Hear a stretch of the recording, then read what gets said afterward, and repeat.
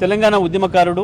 తెలంగాణ రాష్ట్ర సాధన కొరకు తన ఉన్నత ఉద్యోగాన్ని వదులుకొని వచ్చి ఉద్యమంలోకి వచ్చి పనిచేసి ఆ తర్వాత తెలంగాణ రాష్ట్ర ప్రభుత్వం వచ్చిన తర్వాత ప్రభుత్వ డిజిటల్ మీడియాకి ఇన్ఛార్జిగా పనిచేసిన కొనతం దిలీప్ గారిని ఇవాళ పోలీసులు ఏ కారణం చెప్పకుండా అకారణంగా 5 గంటలకు పైగా ఇప్పటికీ తీసుకొచ్చి అక్రమ నిర్బంధం చేసి పెట్టిండ్రు. సిసిఎస్ పోలీసులు తీసుకొచ్చి ఇక్కడ పెట్టిండ్రు. కుటుంబ సభ్యులందరూ కూడా వాళ్ళు బాగా భయపడుతున్నారు, వాళ్ళు తీవ్ర మనోవేదనకు గురవుతున్నారు అని చెప్పి తెలిసిన మరుక్షణమే మేమందరం కూడా బీఆర్ఎస్ పార్టీకి సంబంధించిన ముఖ్య నాయకులందరూ కూడా అందుబాటులో ఉన్న వాళ్ళందరం కూడా ఇక్కడికి చేరుకోవడం జరిగింది. ముందు మా న్యాయవాదుల ముందు వచ్చి మాట్లాడినరు.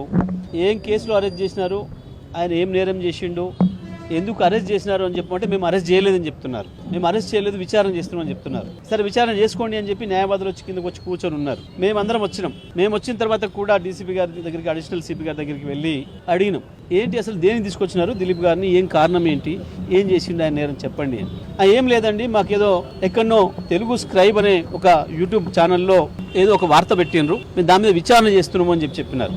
ఆయనకి ఏం సంబంధం, దిలీప్ గారికి దాంతో ఏం సంబంధం? దిలీప్ గారు పెట్టిన పోస్ట్ వల్ల ఎక్కడ శాంతి భద్రతకు భంగం కలిగింది, లేకపోతే ఎవరికి ఇబ్బంది జరిగింది, ఎవరికి నష్టం జరిగింది, ఎవరు కంప్లైంట్ చేసిండ్రు, దిలీప్ గారి వల్ల మాకు ఈ నష్టం జరిగిందని కంప్లైంట్ చేసిన వాళ్ళు ఎవరు అని అడిగితే సమాధానం లేవు. మా క్రైమ్ బ్యూరో ఏదో చూసింది, మా క్రైమ్ టీం చూసింది అని మాట్లాడుతున్నారు. వాళ్ళు చెప్తున్నది ఏదైతుందో పొంతన లేకుండా ఉంది. కేవలం పై నుంచి వెళ్ళి ఆర్డర్లు వస్తున్నాయి, ఎవరిని పట్టుకరమ్మంటే వాళ్ళని పట్టుకొచ్చి కూర్చోబెడుతున్నారు. ఇది స్పష్టంగా కనబడుతుంది. పోలీసులు నిజంగా ఎక్కడైనా నేరం జరిగితే నేరానికి సంబంధించిన వ్యక్తులను అరెస్ట్ చేయాల్సిన బాధ్యత ఉంది, తప్పకుండా చేయాలి, వాళ్ళ డ్యూటీ అది, మేము కాదనడం లేదు దాన్ని. ఒకవేళ మాకు సంబంధించిన వ్యక్తులపైన ఎక్కడైనా చిన్న ఆరోపణలు వస్తే మేమే ముందు పోలీస్ స్టేషన్ పంపిస్తాం.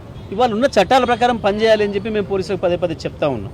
సోషల్ మీడియాలో ఇంకా ఎక్కువ పోతుంది. మా వైఫల్యం, మమ్మల్ని ఎండగడుతున్నారు, ప్రజల ముందర పలసన అవుతున్నాం.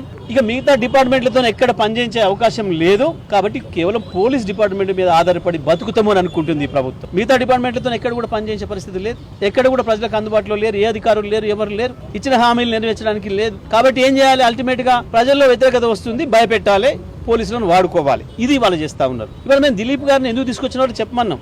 అరెస్టు చెప్పడం లేదు, ఇంకో కారణం, సరైన సాహిత్యమైన కారణం చూపించడం లేదు. మాకేదో ఉంది అనుమానం, మేము ఎందుకు ప్రశ్నిస్తాం.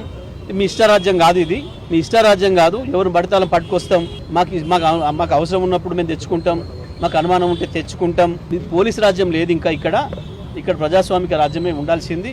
నిజమే మాట్లాడితే కోతలు, ప్రజాప్రభుత్వం నిజమే. ఏ ప్రభుత్వం? ప్రజల్ని మింగేసే ప్రభుత్వం, ప్రజల్ని అణిచేసే ప్రభుత్వం, ప్రజలు ప్రశ్నిస్తే దాడులు చేసే ప్రభుత్వమా ఇదా మీరు చేసిన పని?